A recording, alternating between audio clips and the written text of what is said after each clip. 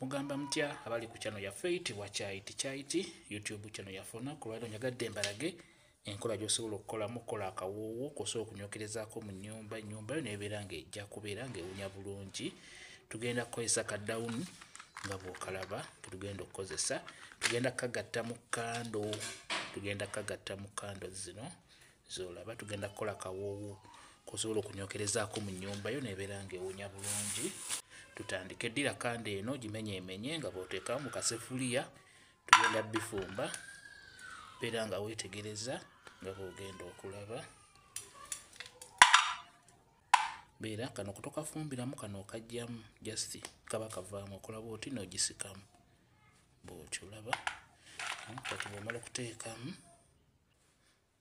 kati funa akawuzi kennyini akakabeera mu kando kafune kasibe ku kati bw'oti.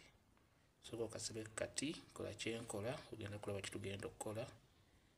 Kati omala ofuna akawuzi kano funa ne kadawuni tugenda kukozesa akamu ak'ebitaano. Kando yaffe kando tuziteeke ku muliro kola bw'otyo kyenkola ky'oba okola zigenda kusaanuuka nga bw'oziraba beera ng'ozitabula zisobole okusaanuuka obulungi. Leeta kadawuni kaffe kadawuni kano beera ng'okayiwamu kayiweemu.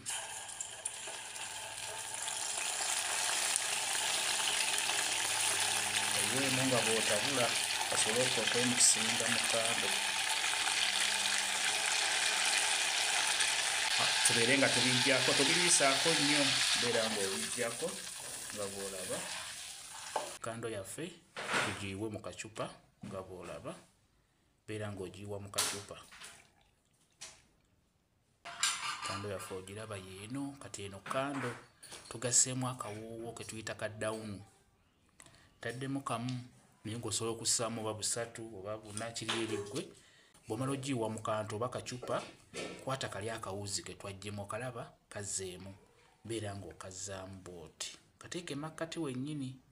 Kano akawuzi oteekeddwa okazzaamu okateeka makkati okatayiminga makkati wennyini bw'okateeka.